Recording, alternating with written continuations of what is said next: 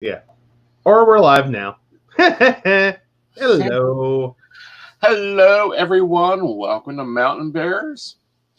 It's been an interesting week. It's been a busy week. We did not have Psychic Coffee Shop this week because, point blank, I was too damn tired. Well, I think we both were. I think we both kind of hit a wall earlier this week. And in the meantime, your facial hair has recovered some. It has some. I think we're going to do a new design with it, so that'll be interesting to tell out. We did get a dye job done and a corona cut done. So it wasn't that bad. Kind of liking the color. Yeah, the color came out wonderfully. But it always does. It always does. Well, it's the product line we use and the hair care products we use. And, I use. You exactly don't get it that when I look at you and say, oh no, I need this brand. And I'm very rarely that type. But my hair, I'm that type with. Yeah. No. Thankfully, all I just need is like a razor every once in a while. We get you.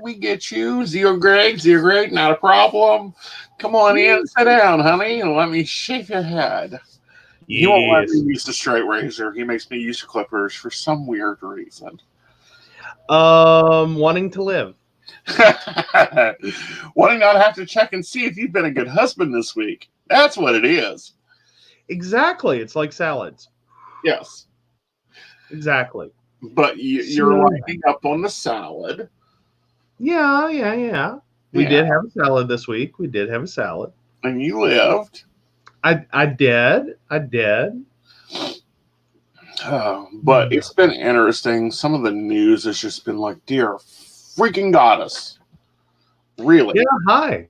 In case you were, just tuning out this week from the news, it's 2020. We're in remedial kindergarten. We're having to now explain to people not to drink bleach. This is where we're at.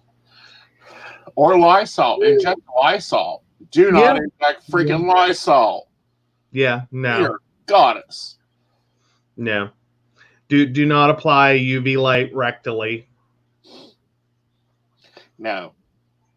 No. Should not be done well. No. Well, you could end up well done. Yes, you can end up cooking yourself. Yeah. Well, one of the things we were supposed to talk about on Tuesday, and we didn't get to it, so we'll do it tonight, is Kroger's Click It and Pick Up. Click and Pick. Yes. Click, they've named it a few different things. Curbside Kroger's. Yes. Yeah. And so, we've actually managed to use it 3 times in, the last week and a half? Twice in the last week and a half. Oh, yeah. Sorry. No, we were... Okay.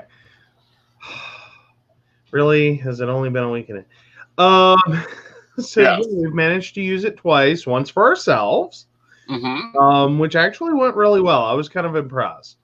I was a little worried when I went to pick up the order and they're handing me the front and back sheet, 8.5 by 11 in very, very tiny font of, nope. Sorry, we don't have that. Yeah.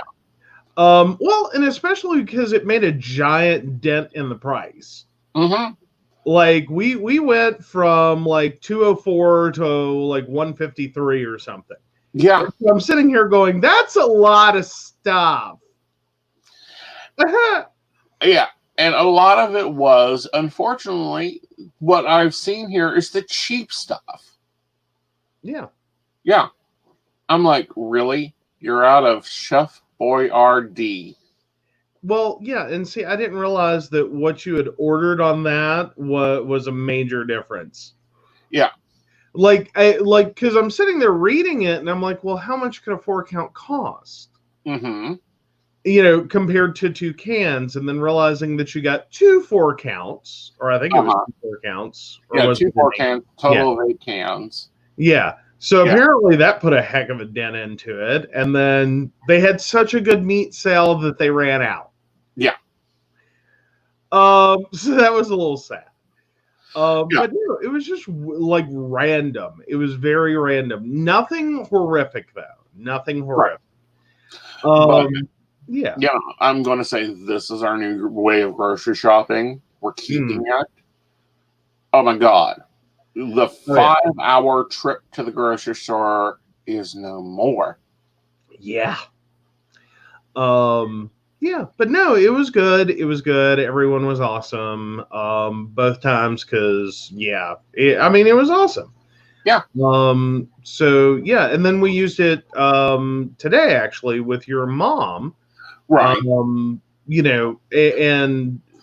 like that actually takes a lot out of our, trips out. In terms of how much how social or how involved those trips out are. Right. We've been splitting it up because we really don't want the dirty looks of, shopping for multiple households at the same time. No.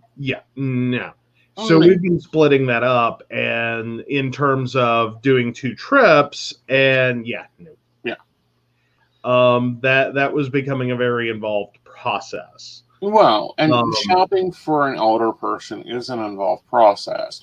Having a list and being able to sit down and just search, okay, this is what she wants, this is what she wants, this is what she wants. Done. So much easier. Well, there's that. Well, now granted, we're also comparing this to a time in which a lot of places were running out of stuff. Right.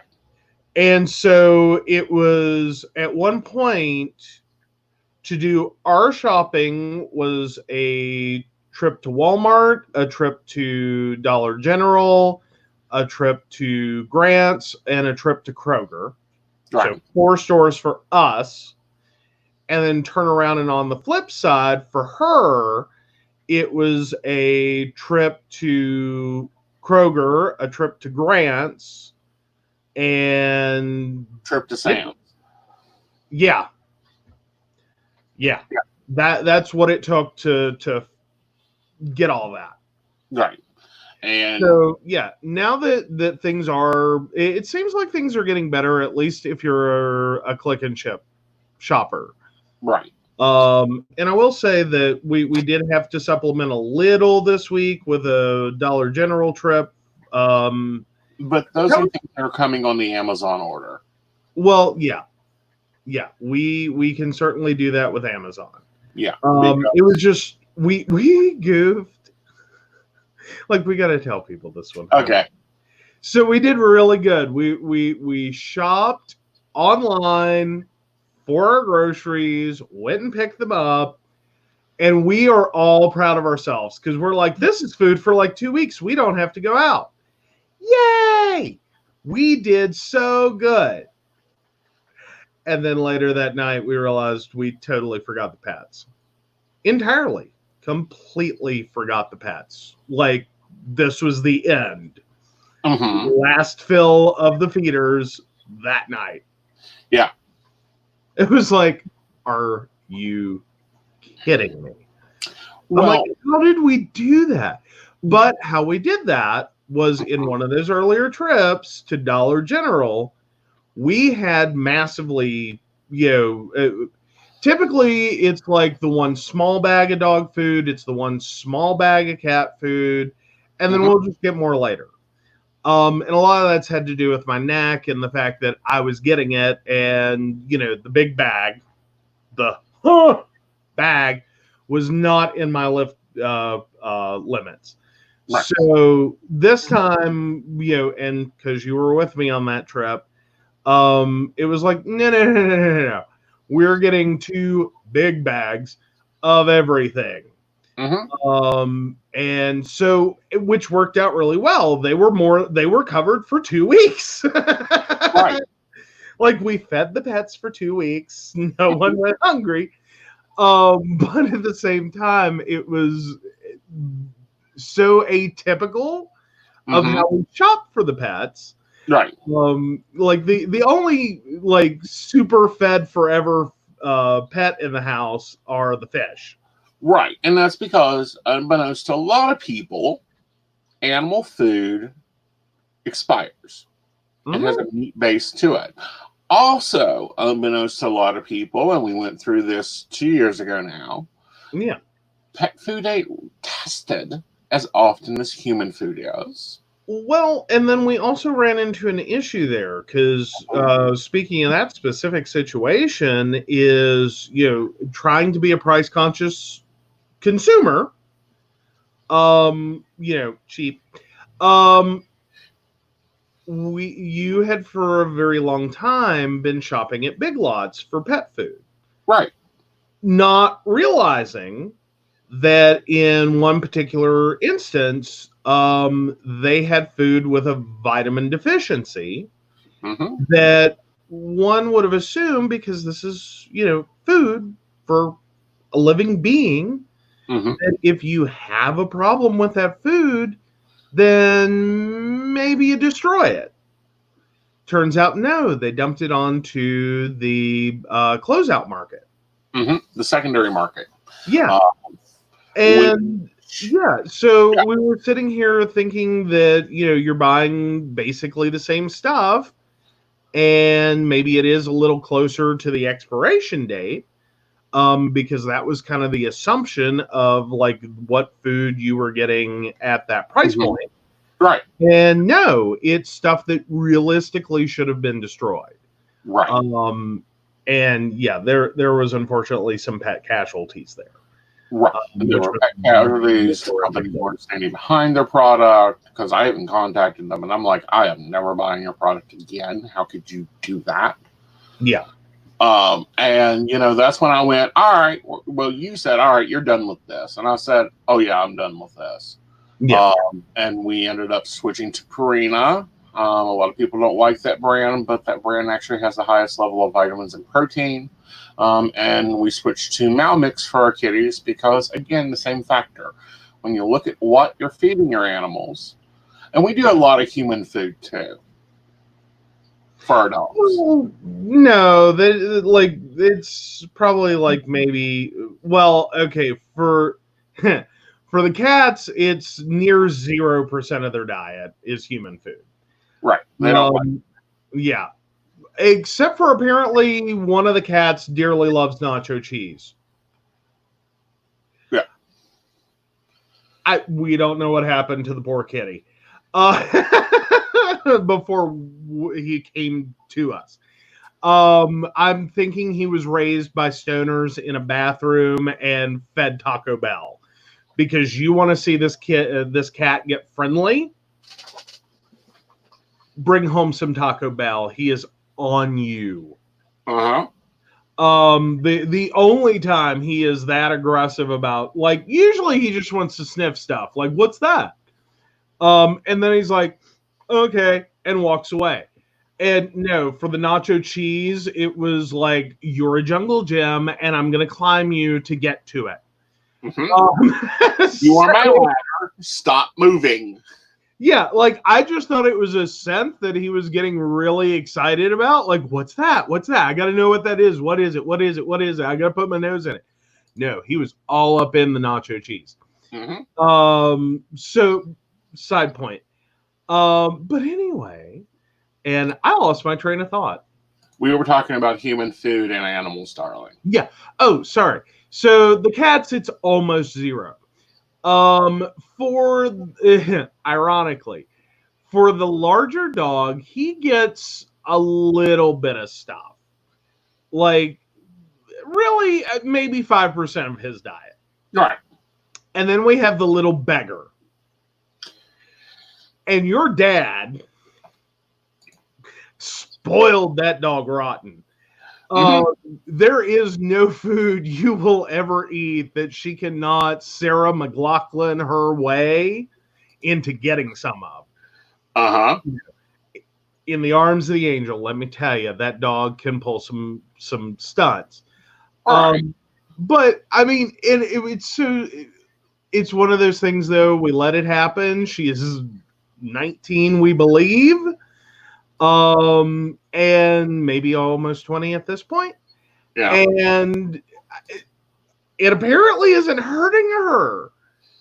Well, she's 19. Remember with our senior animal, and she is currently the senior.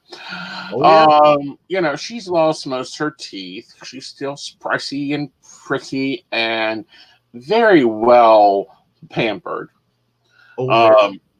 So don't be sending any hate mail. And yes, she does. If I make something that takes an egg batter, she gets scrambled eggs. If I get leftover French toast mix, she gets scrambled eggs, which she likes a lot. She'll get bread. She gets crackers. Now, you ain't eating a cracker in this house unless you give her one. Oh, no, you're not. And what's fun about it, though, is with the crackers, is this is like the greatest moment of her life. Mm-hmm. She gets her little cracker and she runs away and she eats her cracker and then she comes back like, I have never had one of those. Please, may I have one? And then she gets her little cracker and she runs away and she eats it. And here's the like rinse, lather, repeat, rinse, lather, repeat. This is her entire thing. This is her shtick. But no, you're not opening a pack of crackers in this house, for one. Two, don't even think you're opening a can of Vienna sausage without her being your new best friend. Right. And she eats it after. New one. Yeah. Well, no, you were saying that actually isn't a new one. That your dad used to. Is her thing. Vienna sausage wasn't her thing. So that's a new one. Yeah. You know, she's finding things she enjoys. Yeah. And you know, it's one of those interesting. But what I've enjoyed, you know, because I've had pets from day one. You know, I had a cat. This life, I've had pets continually throughout my life. Is watching you, become the pet owner. And getting used to them and, you know, finding their play cute and like, great. Yes, honey. They're running up and down the hall. That's called a speedway. Oh, my goodness. But yes. Hi, Shannon. I was starting to wonder if chat was working this evening. It was like, no one showed up. But then again, we kind of did almost take a week off. Well, we did take a good bit of time off, but we had to for our mental health. Yeah. Well, it's and I think everyone's there. It's been a little stressful recently. It's been a lot stressful. It's been a lot tiring. It's been a lot aggravative. Yeah. But we're rocking our way through it with everyone else. Oh, she's on a video chat. Yay! But, you know, things like that I found enjoyable. Now, we had a coffee situation that has been resolved, but I've also found out we're not the only couple that has this problem. Oh, okay. We are not the only couple? No, we are not the only couple that has the coffee problem. Ooh, do tell. Well, about 56% of the population of couples do not drink the same coffee. And are unwilling to negotiate coffee. Well, the closest we have gotten recently is like, I can do a Folgers Colombian. Mm-hmm. Like, that's as close to meeting you in the middle as I can get. Right. Because you survive that pretty well. I do survive it pretty well. I do have a headache like the first day of it. Like, I don't know what the problem is. Like, I guess it does not have enough caffeine. But I do survive it pretty well. Well, now, actually, though, you enjoy dark roast. I enjoy dark roast. Which, actually, on those, when you dark roast a bean, you reduce the caffeine content and increase the bitterness. Right. So you may actually be going the other way. You might be getting too much caffeine that first day or first couple of days. is because you're suddenly getting a massive or a fairly decent increase at the rate of your coffee drinking. Right. And a lot of times I have to drink more coffee. Because it's just like, did I have coffee? Was that coffee? Now, granted, I, by nature, am an espresso drinker or a Turkish coffee drinker. Both of which I cannot find in those hill stacks of a neighborhood. Well, you know, we do what we can. I haven't had Turkish coffee since I was in Columbus. Well, there you go. Hey, you got close though once. You almost got. I smelled it brewing. Yeah, we were actually at a restaurant that for their back of house, they were making Turkish coffee, and he is like, "Oh my God, is that Turkish coffee? Like, how much? Like, just please." And they're like, discover was my comment to you. Yeah. Meanwhile, they're like, not on the menu. For us. Yeah, serve that to you, and I'm like, what? Why can you not serve it? Oh. Actually, I've gotten close to it twice because I make something close there. Hello, Anthony. And now, okay, so with Shannon, I do have to ask a question. But can you make his coffee?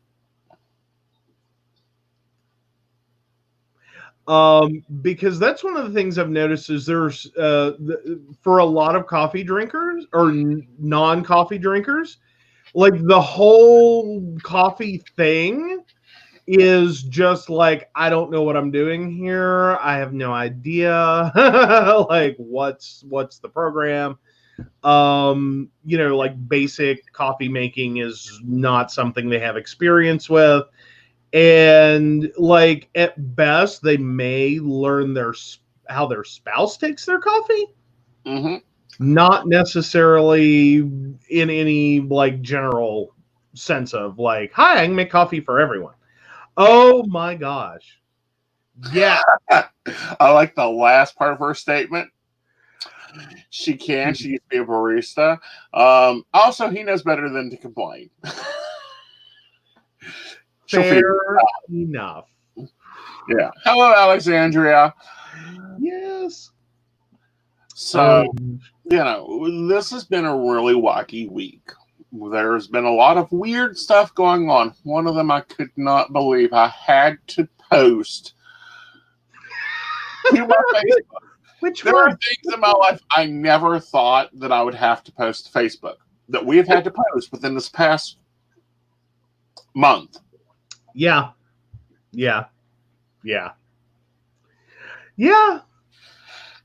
And apparently the lovely current occupant of the White House, you know, the house we all own a percentage of, and I personally think we should send a notice to.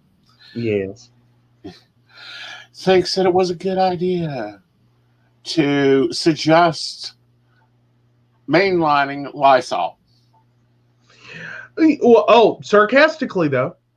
The comment. Whatever. I watched him. He said that the same way he said it. He's going to make America great again. And I'm like, when was it not great? Like, have we looked at like Indonesia comparatively?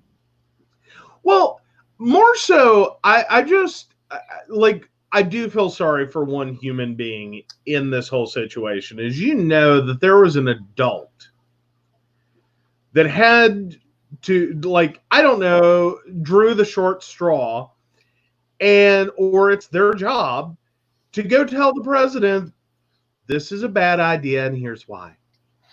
Well, I think it's that really, and I don't know if she's nice or not, but she strikes me as that New England woman, and you can just watch her face drop like, oh, God. Well, and this is not the first medical expert in that room that has been like, oh, really? Really? This is where we're at. This is what we're doing. Oh, my God. And apparently he has been told to shut up. Yeah. stick to the script. I think Mike Pence walked into his office again and gave him the stick to the script. We're almost done with this. Well, more importantly, can we just finally, pull Trump out of the room? Let him have his own press briefing. Let him have his own press briefing. No one will watch it. But let him have his own press briefing and just stay away from the medical community. Please stay out of this. You're making it worse. And I didn't know that, or I would not have conceived that to be possible. Right. I would have thought, I really would have thought we could have managed in this situation to be yeah, let's score those political points right now. Let's score them. Let's let the experts take over, take a lot of credit, do a lot of good things. November's close. And I would have thought most presidents could have been this is kind of an easy win for me. Right. Really, just show up. Smile, nod. We have great medical experts working on this. We are, getting everyone everything they need. And if we had actively participated in doing that, could have been an easy win. Yeah. Well, if they had paid attention to the freaking emails in November. No, if we had paid attention to the last 10 years of medical expertise saying this is gonna happen. Right. And what's even scarier is the Trump cabinet took through a training session about this. There is a plan. There has been a plan since 1992 on how to handle a pandemic. This is what you do. These are the steps you take. You follow this playbook, great. So they ran through mock simulations of how to handle a pandemic, how to handle a natural disaster, how to handle, a launch of atomic missiles, how to handle a rejection of atomic missiles, how to handle a coup. That lovely from November to January, we've always wondered what the heck is going on with the president-elect and why do we no longer see them? It's because they're in training on how to be president-elect. They're in president camp. Yeah, they're in president camp, which makes sense. Yeah. However,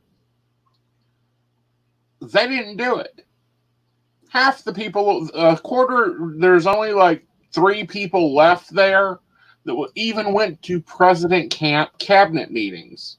Yeah. And those were the ones that slept through it and didn't find it useful. To quote, the president-elect at the time said, "Oh, this is non-useful. I only want to deal with real things. These are scenarios that are never going to happen." Well, here we are. Hello. Well, and that brings up one basic, large, massive point, which is disaster preparedness is a major part of the business world anymore.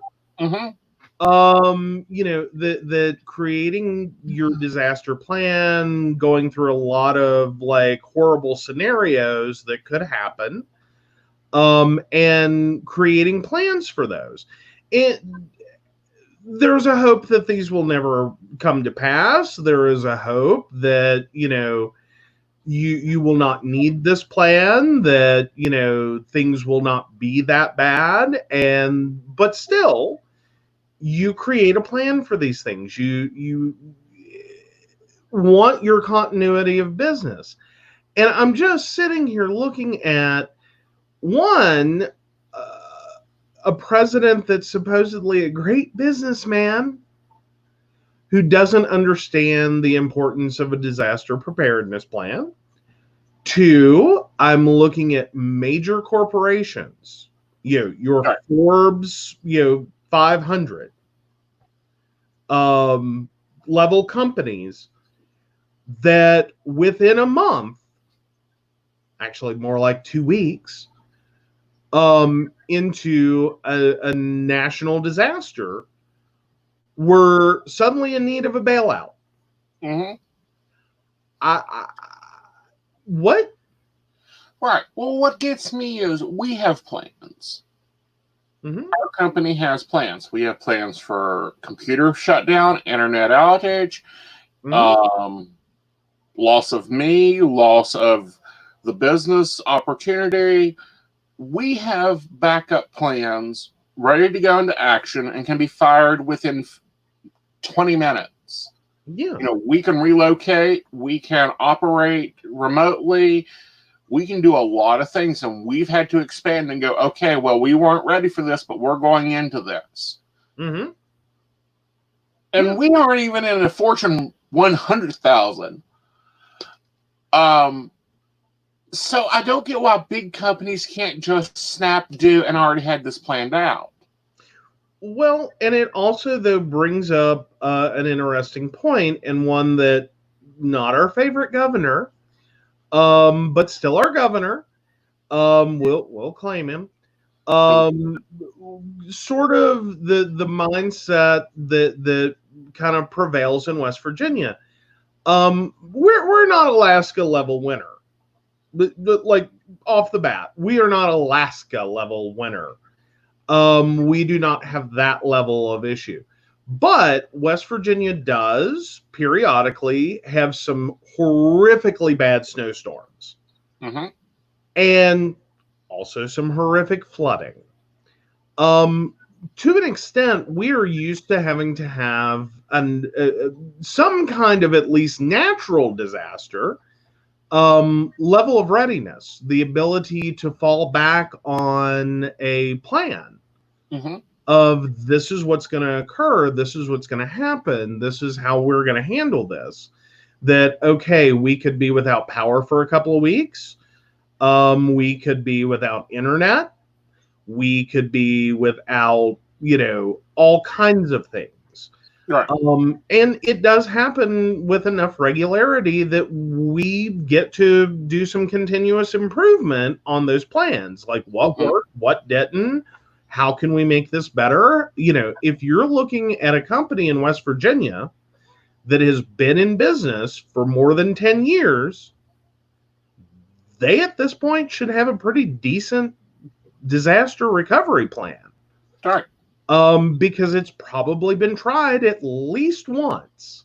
Right. If at not least multiple times. Yeah. So with that, we are really good at, this kind of figure out what we need when we need it and how to stay ahead. As well as we're getting opportunity to really test disaster recovery. Right. It's not a once in every 20-year event. It's not a once in every 50-year event that might happen. We, with some regularity, are going to face some hardship in this state. We still have above ground utilities. Right, which is ridiculous. But still. So that means internet, phone, and cable, internet, phone, and power. We lose those. Right. 24, 48, 72 hours, sometimes more, depending upon how bad the storm is. And which type of storm. Is this a snowstorm or is this a rainstorm? No. Because actually, typically, our rainstorms, I would say, are often worse. And there's a reason for that. Snowstorms are going to give you the most delay in solving a problem because you have access issues. Right. But we typically don't lose as many trees. Rainstorms, however, considering our mountainous terrain, we tend to lose a lot more trees and end up the access problem isn't quite as bad as the actual line snappage. Right. So it's not that you get, it's hard to get here. This 10-mile stretch is hard to get through. That's your delay for a snowstorm. And then you have like one fallen tree. Right. And so you snap the line in one place. That's a struggle. With the rainstorms, we may end up with multiples. Mm-hmm. And then also having an area, because of the rain and the saturation of ground, with mudslides and everything else, you have a harder cleanup than just snow removal. On top of, now you have an area that is potentially unsound. Right. That you're going to have a, potential for a secondary mudslide, landslide, rock slide. Right. Or more fallen trees. And we don't tend to lose in those rainstorms, small chunks. It's not like there's just this little tiny, like 100-yard section. Right. It tends to be a very large area of that land that's going to collapse at once. Right. And, within the past 2 years, we have literally had to use probably all except lost casualty, losing one of the main players in the business. Right. Disaster plans. We've had to bug out before. We've had to go, we've twice now have gone radio silent. We've twice now diverted locations. We've used the cell phone internet. We've used and things are always emerging. We're always changing protocols and things we need to do for our business. And I'm just not getting it. Yeah. And we just came off of a summer in which we had I don't know, did we have a utility that didn't get cut? I think phone was the only one we didn't lose, and thankfully that's because we're an all-cellular household to begin with. Right. But, because of the road project, we ended up with losing water, losing gas, losing electric more than once, internet more than once. It was kind of like the second half of summer, rolling into fall, was just one problem after another. That you come off of one outage and go into a separate outage or the next outage for that utility. So yeah, we've had to do a lot of continuity testing. Right. To can we keep our businesses functional? And for the most part, yes. There are some limits there. Power is the hardest one. Power is the hardest one that we face. Yeah, it is the hardest one. Ironically, you would think internet and phone would be the worst. Yeah, but we also want to invest in solar. Well, there is that as an idea. I'm just not sure how well that's going to work out for us. Even if it activates and runs for an hour. Yeah. I think that would be better than what we currently have. Yeah. The evening sun on the front roof, the back roof, front roof. I mean, we'll have to put them on both sides, but we'll probably have pretty good output. I don't know. Honestly, at this point, I think a small gas generator, just enough to at least be able to run 2 laptops and the cable modem. Right. If we can get the networking equipment powered and get 2 laptops running, right, then ultimately we would have or at least charged up, like we can swap them in and out. Right.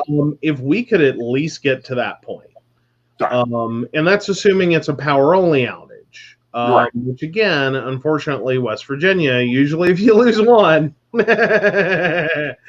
you're going to end up right behind it with a cable repair. Right, but also, West Virginia's been doing good. We just crossed over 1,000 incidents of viruses, but things that people are not seeing, and I pointed this out to you earlier, is this is how disconnected West Virginia is. Yeah. Well, and that is a very strong point to be made, is that the being number one for the fewest cases, or in that, like top three, I don't know if we've jockeyed around any. I think we're still at number one for the fewest cases. That's not entirely because we're so great. Right. Handling this situation. Some of it I would say is, I think we've made some good steps. But the actuality is we're a very disconnected state. Yeah. We are very rural. We have a severe lack of, travel opportunities and businesses coming into the area. We're not really heavily attached to global trade. Right.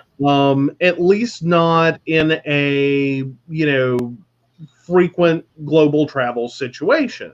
Some of our product, specifically coal, may end, or whatever there is of that, because that's been a declining industry, may end up around the world, but that typically doesn't involve a whole lot of people. Well, it does. It does. Reverse. Yeah. Than what we're seeing in like New York and Atlanta and these other places where people are coming into the state. Now, we're sending coal to India. That is the main buyer of coal in the world, is India. Right. We're sending the product. We're not sending a lot of people around with it. Right. Now, I agree with Alexa. I think the virus has been around much earlier. Considering that, it has been confirmed, I repeat, confirmed, that the White House was warned in November of this. Well, but then we're also looking at, we were as soon as January with the first U.S. case. Right. And we ended up with a slower start from that. And that was a travel related case. And should have probably been our first clue that, a lot of the major world centers in terms of global trade were probably going to take a really bad hit. Right. And when you look at it now, and then there's some surprising ones, but that's a lot of where we're seeing the problems are, kind of, you map out all of the major airport hubs. That kind of centers with a lot of the major outbreaks. So you're looking at New York, you're looking at Georgia, you're looking at San Francisco, you're like, Chicago. So yeah, you do end up with a lot of trade related, like that's one of the unfortunate side effects of global trade. Right. And we're seeing other effects of global trade. Oil has been down to $10 a barrel. Now hold on, that's a separate issue. Oh, that's a multiple issue. Yeah, that's like, you talk about your bad time to pick fight. Yes. Is that we unfortunately what Russia and Saudi Arabia have gone to war over oil pricing. And they did this in the middle of a major global slump in gas consumption. Right. Oops. And we can't even get the benefit of it. Can I just point that out? We really can't get. like now logistics is getting the benefit of it. I will say that. Right. I don't know if with the massive need that we have had for truckers right now, what that would have looked like just a year ago. You know, at those prices, we were already having issues with it costing more to transport goods than sometimes they were worth, or driving the cost of those goods up. Right. At this point, we're kind of getting a benefit here. Exactly. But at the same time, gas at $1.10 a gallon minus state taxes, that's a little bit of a... well, and that's high. Yeah. That's the thing, is right now, West Virginia gas prices are still fairly high. Yeah. I mean, they're still at a level where I'm struggling to comprehend how much gas I need to purchase. For the one time I've had to, well, it wasn't even a fill up. It was like a partial refill. I couldn't do the math in my head. I was like, just put $20 on it and put back what's left. Because I couldn't do it anymore. It's like I've gotten so used to like $2.50 gas. Right. Now, you know, and it's just like, really, all this is going on at the same time. What the heck is this? But also when I look at it, I'm like, okay, this is a time that people can be making millions. Because we know gas is going to go back up as soon as people are released, which I think we're being released way too early. Georgia, y'all guys need to look at your government. Just really look at your government. You know, even when you're not listening to medical experts, when you're not even listening to the briefing you're getting daily on the phone from your elected higher officials, and you're just doing whatever because you want to. Right. And you're not even listening to your own state mayors, you know, the one step below you in the executive offices. There's a problem. Yeah. And that problem is your dollar. Well, and then there's Florida, in which at this point it's almost like, what government? Right. I mean, the level of comments that have come out of Florida, it makes Georgia look like, you know, rocket scientists for, you know, completely ignoring the fact that there's this weird agency organization right in their backyard, like, you know, I forget what it's called. It's like C something, you know, I don't know, that could tell them stuff. But no, it makes Georgia look a little intelligent over here for ignoring the CDC's existence and not bothering to ever talk to them before reopening their state. But no, Florida has barely even thought about shutting down. Right. Like, they're not, like, their governor is just like, what? I did not know. No. What? Yeah. Like, why? Yeah, no. It's just insane. Yeah, it has been. And for those wondering, Ace and Knight will not begin doing live appointments again. We don't know when. Yeah. That's getting cleared by SuperDoc before I do anything. Yeah. Well, and that was after, you know, because I think even you got surprised on that conversation with the doctor.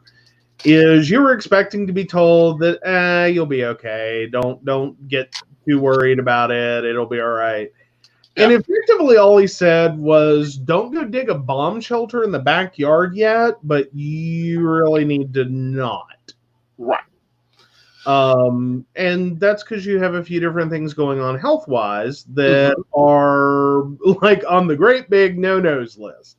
Yeah. That, you know, not necessarily all are going to make you more susceptible to getting sick.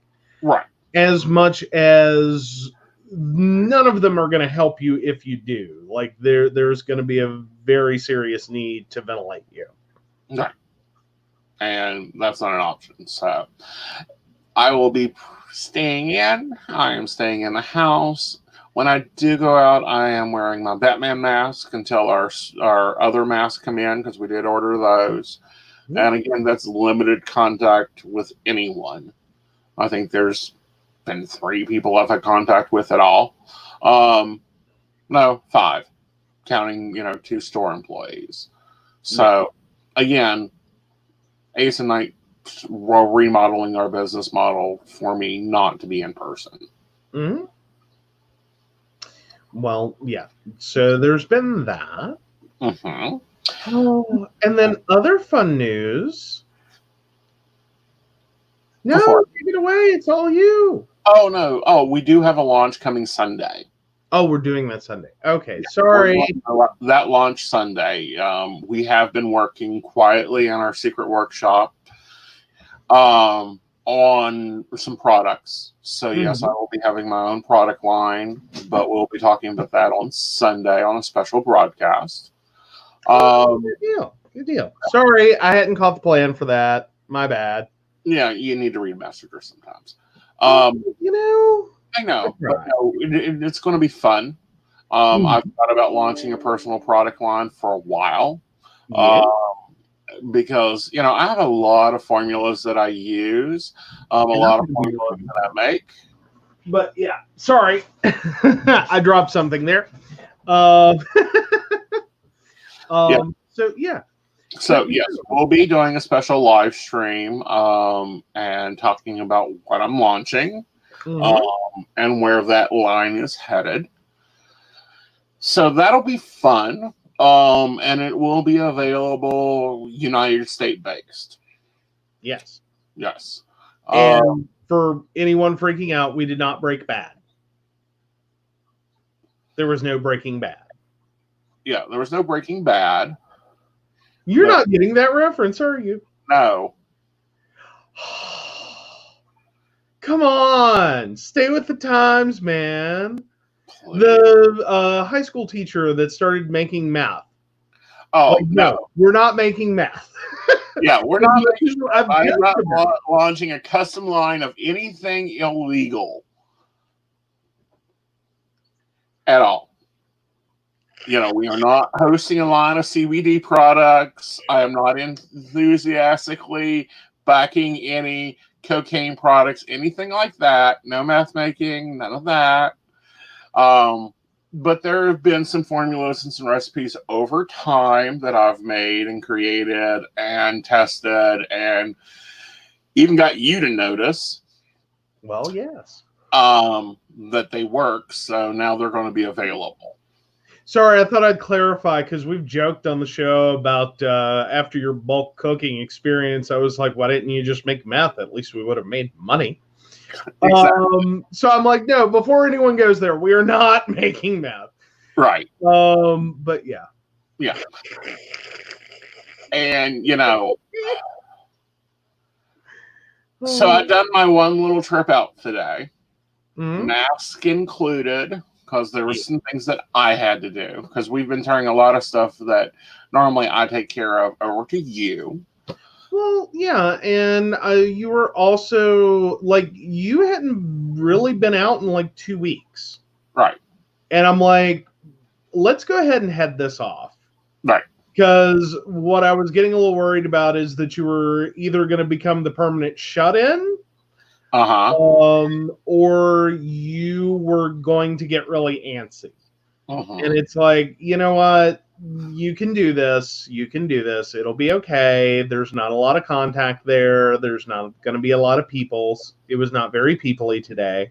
No, it wasn't people-y. It was people-y inactive. Although it did feel weird walking into a store with a mask on.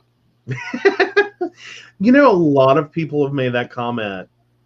And it does. It feels really, really weird. I'm used to wearing them at work. Because, we used to PPE all the time. But it felt really weird walking into a store with a mask on. Yes. And it was like, okay, I've got a mask on. I've got a gun in my purse. We'll leave the purse in the car because I don't want to get people confused. What do I need? Where do I need it? How can I get there? Because, now they have this lovely arrow system on the floors. Mm-hmm. And it's like, okay, let's play Monopoly planned by a 4-year-old. Because some of the past don't make any sense. So, could do it. And I'm like, please, just let me get out of here. As soon as I got in there, I was like, just let me get out of here. I just need to get in, get what I need, and get out. Because people were annoying me to begin with before we walked in, because there's these lovely markers. Because you're supposed to, they've got to count the people to go into like Big Lots, into CVS, because they're only allowed so many people in either of them. Mm-hmm. And it's like, really, can we get this done? How hard is it? You see your marker, door is open, go in, go in, go in. Yeah. And the people behind me were just having this grand old time. And I'm like, hello, have you been up in the holler for a year and not read the newspaper? Does it not get delivered there? Yeah, really. Yeah. Watch the news program. Right. Get an antenna. But no, and I will say that for local retailers, they've done really good about trying to mark out your social distancing lines. Right. And in addition, I'm not going to give the name. I've sat here and debated for a few minutes whether to give the name, but just as a general thing to talk about. So ran into a situation in the past week. So went to a store, and the very last time that I was at the store, the bank called, fraud alert. Did you just make a purchase at blah, blah, blah? I chalked it up and said, oh, it's because, I basically did all this stuff right there together. Because I don't really shop, I buy. And looking at the transactions, I'd been to one gas station and then another gas station. And then at the second gas station, I made one purchase in the store and then used my card at the car wash. And so all of a sudden, I've done all these transactions within a few minutes and actually ended up spending $300 and some within probably 30 minutes. Mm-hmm. And I'm like, okay, I can understand my bank's what the heck's going on, dude? There's a lot of gas station purchases. What you doing, man? And chalked it up to that and walked away. Okay, so haven't been to the one store in a while. Go in, and same as last time, their machine has a lot of issues with my card. And so we're fighting it. We had to try to run that transaction 10 or more times. And so just as I'm pulling into the driveway, my phone rings, and it's my bank going, fraud alert. And so, this time, actually, one of the transactions they were trying to get me to verify, I'm like, I don't know what that is. I truly, honestly do not know what that is. So I get a live agent, and we start talking. And so she's trying to verify everything. She said, well, here's the problem. She said, what it's looking like is that this one store had to run your card multiple times before it went through. And one of the attempts that we blocked was as a swipe transaction. And she said, so what it looked like to us, because they were having so much trouble, is that your card may have been cloned. That this could have been a counterfeit card. Apparently that's one of their things, is the counterfeit may not read as well. So anyway, So I was angry, a little annoyed, like, oh, I'm never using that card there again. This happens every time I go there now. Turns out their machine is just like the densest of all the machines in the area, because then it stops wanting to work anywhere else. Like, I started having problems at other locations. And yeah, I've had a couple of glitches here and there before that at other retailers, and just run it a second time and it'll be fine. All right.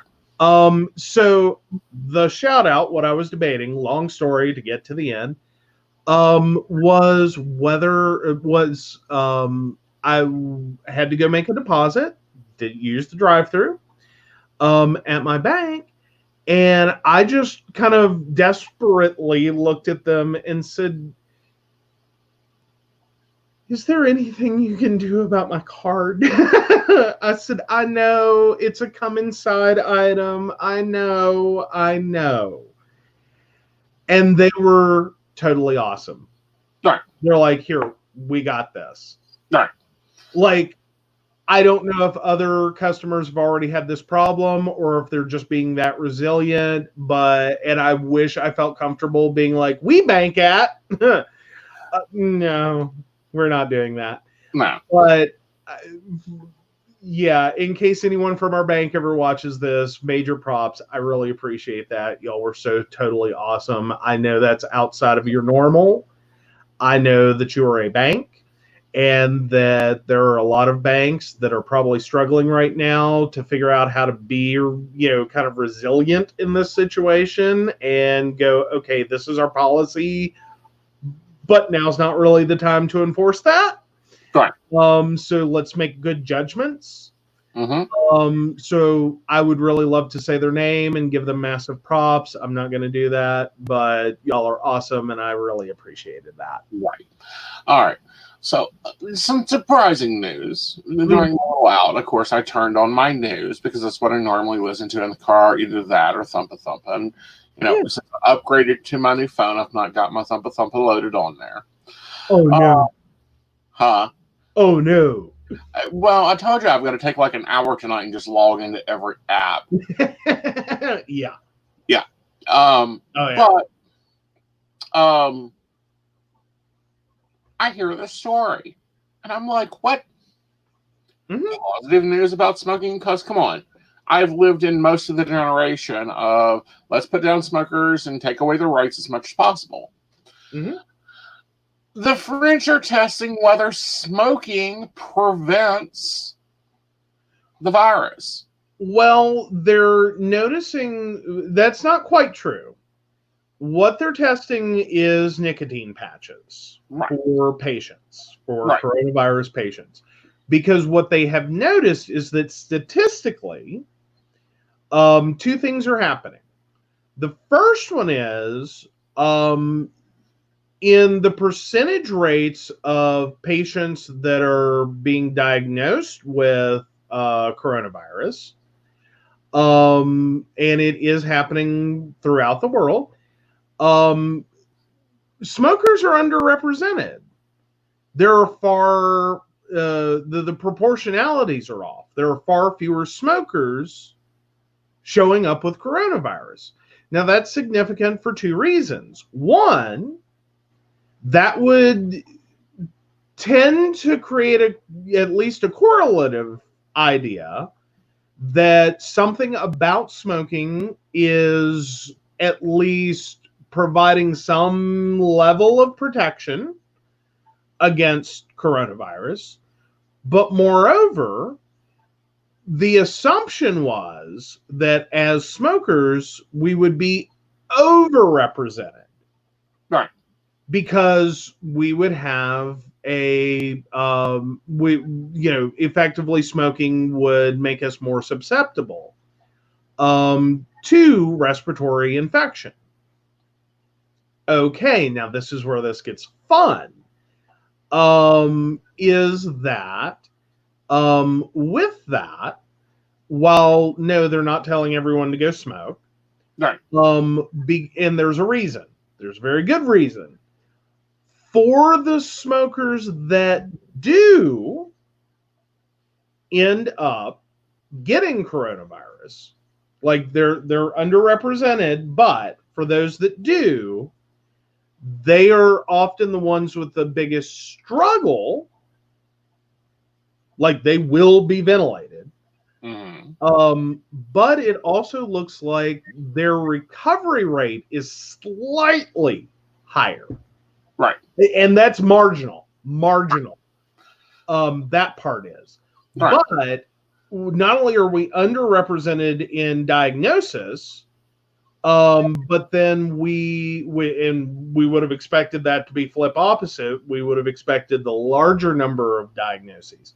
So they're starting to look at what is it about smoking that is doing something to lessen the likelihood of us being of getting coronavirus. Well, and I think they're going to find that it's not the nicotine. I think they're going to find that it's the heat, because they said that coronavirus does not live in heat. Cannot live in heat, according to that. Yeah. Right. Well, yeah, but I don't know that it's going to be that cut and dry and simple. I don't know what it is. Because now another option there is that as smokers, everyone's heard of the smoker's cough. Could it be that and just spitballing, throwing things out there, is it one that we're used to having, some degree of respiratory illness, in terms of we are constantly, expectorating, because it does in some ways work as an expectorant. Does it to some degree either in the constant changeover in the excess mucus production? Does that offer something? Right. Or is it some of the chemicals, which there are a lot? There are a lot of additives to cigarettes. There's a fair number of additives, and then there's a lot of things used in the growing process. So your cigarettes aren't just lovely tobacco and that's it. Okay. So there is a potential there that one of the chemical components in cigarettes that we are getting through smoking might have an application here in some way. All right. I think it's going to be interesting because it's probably the first decent look at something that we're seeing. And of course, this is out of France, where we're getting a lot of medical stuff out of, because they're able to interlink with the European Union and are currently in good conscience with China. So they're actually getting a lot of good base information. But they also saw this in Wuhan. But what I think they're going to see is the same thing they saw in 1922 when they began prescribing. And no, I wasn't alive then, but it was my same prescription, smoking for asthma. That the heat forces the lungs to open. It forces the lungs to breathe. It forces the lungs to move air more conductively. So it'll be interesting to see what this study actually turns out in general. Well, and again, spitballing and floating ideas, it may also be that as smokers, there is a certain amount of, so to speak, lung strength, if you want to call it that, is that, there's a certain amount of resilience as a smoker. That your body over time does develop towards smoking. Right. Point blank, we are inhaling smoke. Right. Which if you've, I don't know, maybe not every school had this, but we had the little fire safety house that came around to the schools, and it was this little teeny tiny trailer that had been subdivided into 2 floors, and even as a little kid you had to kind of squat through it, that they would fill with smoke. And I grew up in a two-smoker household. I didn't really have that much problem with this house. It wasn't that bad for me when they started releasing the smoke and we had to, crouch down or crawl out of the little house as our, learning fire safety. I didn't have a problem with this. It wasn't a big deal. Like my eyes tingle a little bit, and I'm, kind of need to clear my throat. I can still remember we had students that weren't able to do it because they had asthma. That they weren't even going to take that liability on. The asthma kids are not going in the house. And two, that other students, it was like an all-day coughing fit. Like that was it. They were going to spend the rest of the day hacking stuff up. And arguably, I could attribute it to I grew up in a cloud of smoke. I mean, Dad was a 3-pack-a-day smoker. Mom was a 1-pack-a-day smoker. Yeah, but he was probably a 1.5-pack-a-day smoker because from what I heard, you started smoking off his ashtray. No, I could steal whole packs from him. Oh, okay. Because Dad would light one and forget about it. And then light another one and forget about it. And so his actual consumption was probably closer to a pack. Pack and a half, maybe. Right. But in terms of what he actually smoked. Okay. But what he lit was about 3 packs a day, and he never could keep track. Right. Of how many packs he smoked. Right. So stealing one a week was not a big deal. The more you know. Yeah. Learn the behavior. Do what now? You learn the behavior. Oh, yeah. I never had to go through that. My parents bought mine. At age, I started smoking a pipe at age 3. I didn't smoke cigarettes. But no, Doc Madudoc, and I've told this story to a lot of the live people that have seen me in person that start the smoking conversation, which I always seem to have. I was actually prescribed cigarettes. Not in the amount I smoke today. Of course, I was little then. But I was prescribed cigarettes to stop the asthma. Because I got tired of getting called up at 3 o'clock in the morning coming and admit me to the hospital for an asthma attack. Yeah. Yeah. And, your aunt was prescribed herbal cigarettes. Yes, and that would have been in the 1920s. Yeah. If she were still with us, she was born in the 20s. Yeah. And she was not a healthy child. Right. But no, she clearly remembered, and having to smoke for a portion of her life, not regular cigarettes, not tobacco, but they were herbal, and it was one of the best, or the only real option up until the nebulizer and albuterol, and the woman spent a large chunk of her life on prednisone. Yeah. Just trying to breathe. Quite frankly, it was ironic. The family was most concerned that this would be the child they lost before adulthood. And then she hit adulthood. And then they went, well, she's probably not going to have a very long life. So all throughout her childhood and even into her adulthood, she was the baby.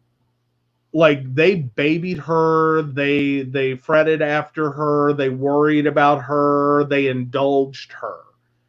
And then lo and behold, she technically, by years even, as in total lifespan, I believe outlived everyone.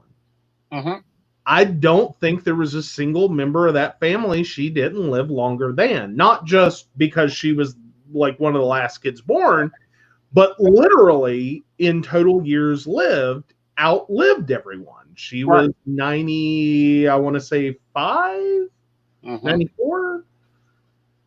I can't remember. Then there's, the fact she was a woman. We may never know exactly when she was born. That's a good reason and a good thing why you never asked the lady her age, and I'm included in that one. And I felt bad. I was so sick when she passed and couldn't go to the funeral.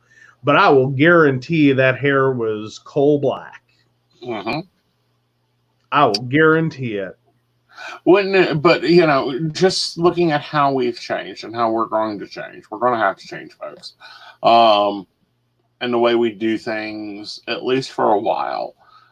Looking at history, because we have to look back at the pandemics. A lot of people don't like it, but even then, society changed. Dress lengths. That's probably one of the biggest changes that nobody's making a note of. Dresses went shorter after the flu. Interesting. Yeah. Gloves became more prevalent. Like it wasn't just like gentleman dress and lady dress. Everybody wore gloves.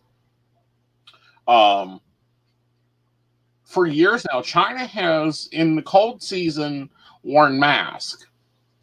Well, and culturally, there are a lot of people there that just wear a mask. Like, we're not taking any risks. Like, we're done with this. Right. And I guess that's probably the more frightening part of this. Is that culturally wearing a mask, and especially the time of year, totally acceptable. Not a big deal. Normal, completely normal. And still the prevalence with which it hit.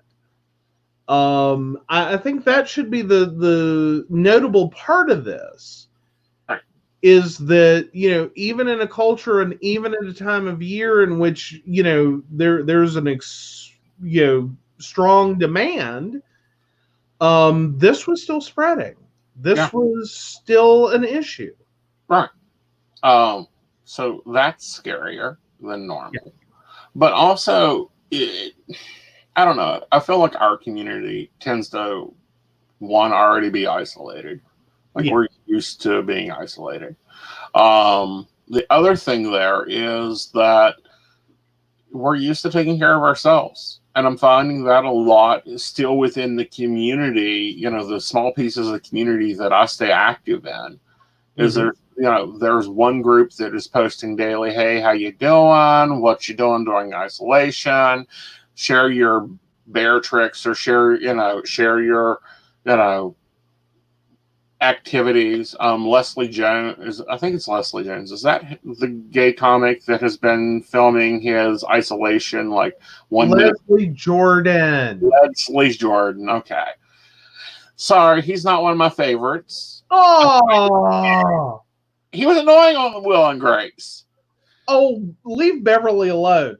But no. Watch one of his stand-up routines. Seriously, honestly, you have got to watch a Leslie Jordan stand-up routine. He is hilarious. Okay.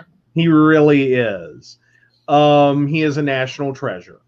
Right. But yes. Well, and he's done a lot. But yeah. No, he's been great. I have caught some of the stuff he has been posting online, and it has all been hilarious. And something I kept meaning to go back and look at, and maybe anyone wants to comment and tell me if I'm right or wrong. Was that him who did the mask with the zipper down the middle so he could drink?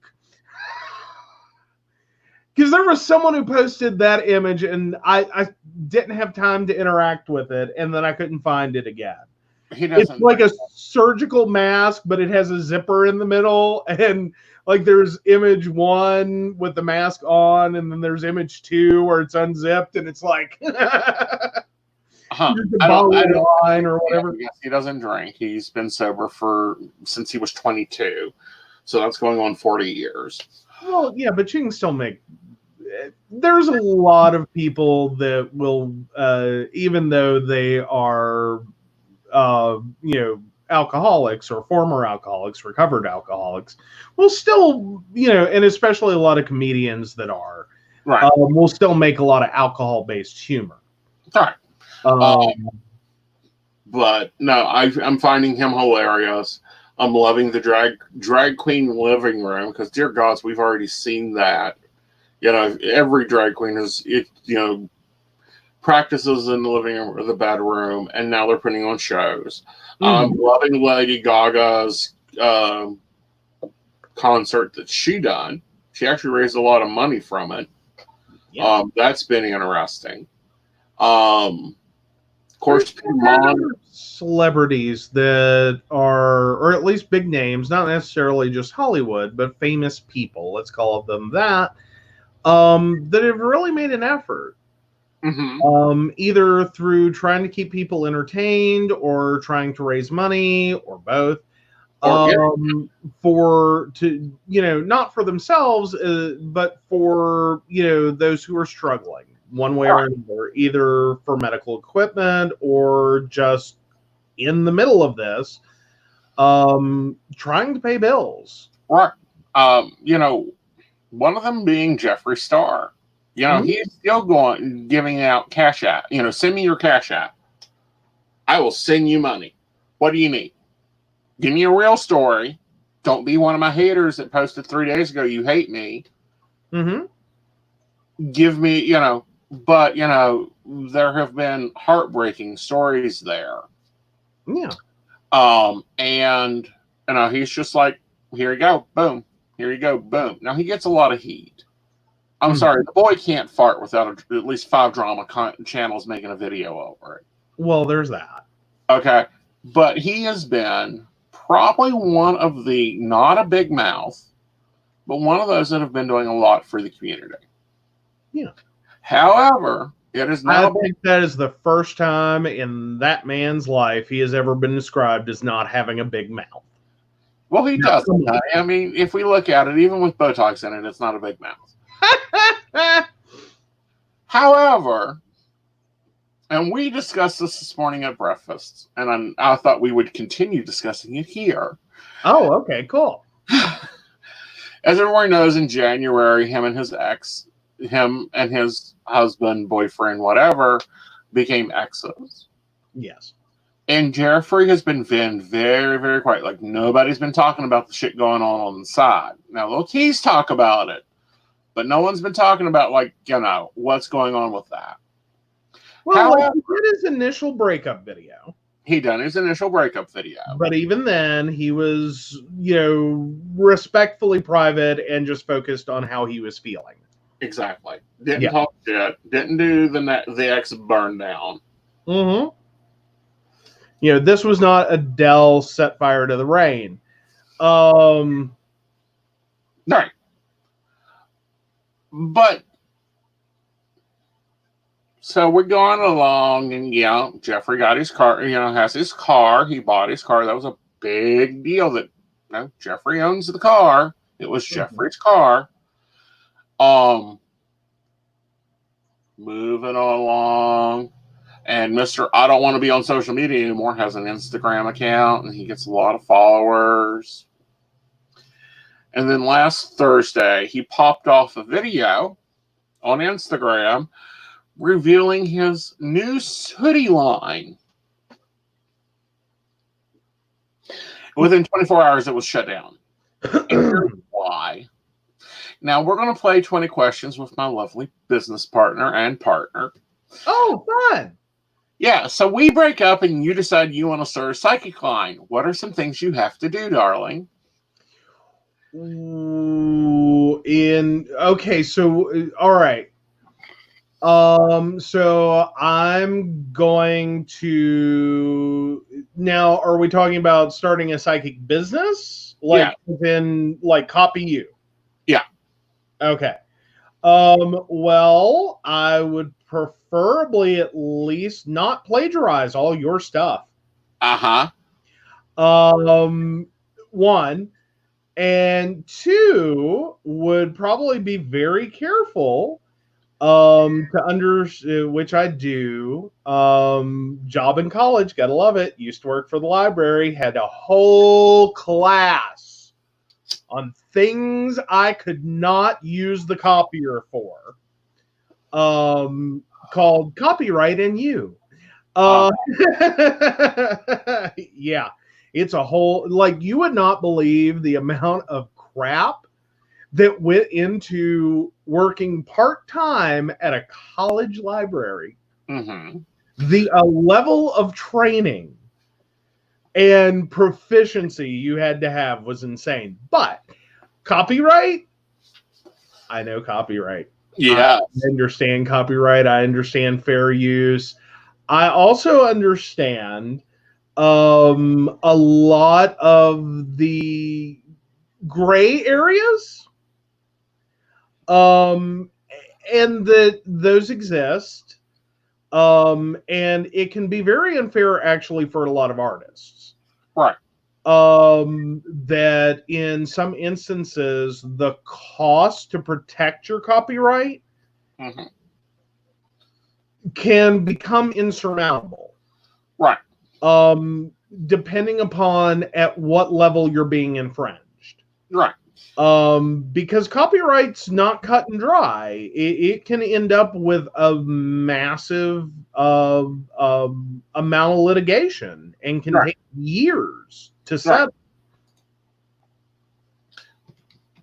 Well, with lovely dumbass.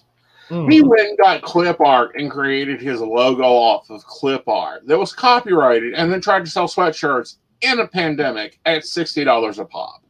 Well, that's always fun. Good life choices. Don't do that. How? And my question is, how does someone live in a household with one of the copyright kings and queen, that hasn't been really defined yet, and not pick up things? Yeah. Well, and to some degree, Jeffree Star often makes everything look easy. And I would say a fair amount of that is there is a lot going on upstairs that it just follows, like, click, click, click, click, click, and out pops the answer, and it just looks like poof, magic. Right. And it's not. Right.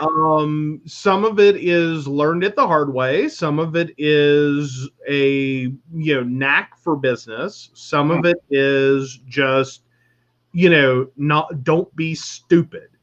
Exactly. And clip art can be an interesting thing. And images online can be an interesting thing. Because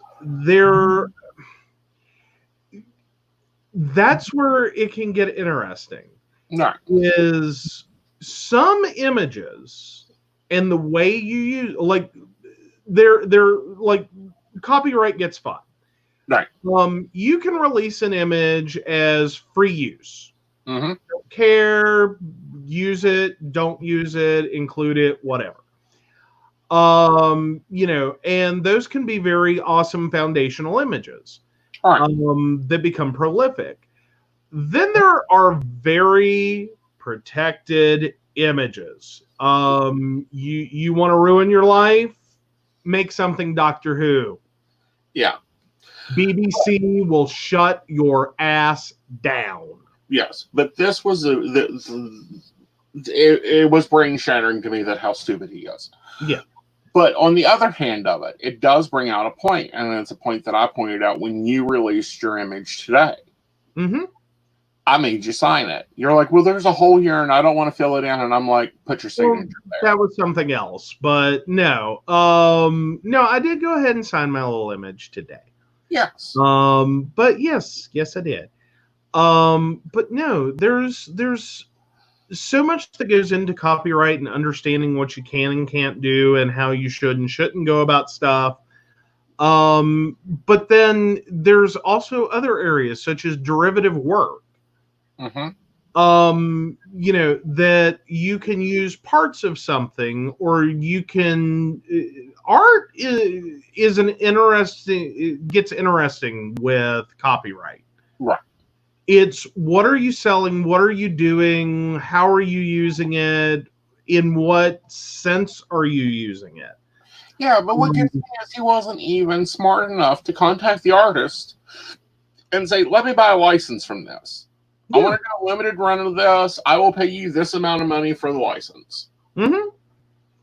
Well, and that's usually a good bellwether, like especially if you're going to directly make money off this thing. Like, it's not included as part of a work. It's not kind of ancillary to the thing. Right. It's the thing. You're selling the thing. The image is the thing. No, you have to be very, very, very careful there with using copyrighted material. Right. And copyright is not something you have to file for. It's not a trademark. It's not a DBA. You don't have to file for it. You get it because you created it. You own it. Right. Well, guys, unfortunately, we're out of time, so we're going to have to wrap up for tonight. But we will see you on Sunday for our launch of a new line. Yes. So tune in Sunday. Sometimes look for the live notice, and we'll talk to you then. Bye, guys. Bye.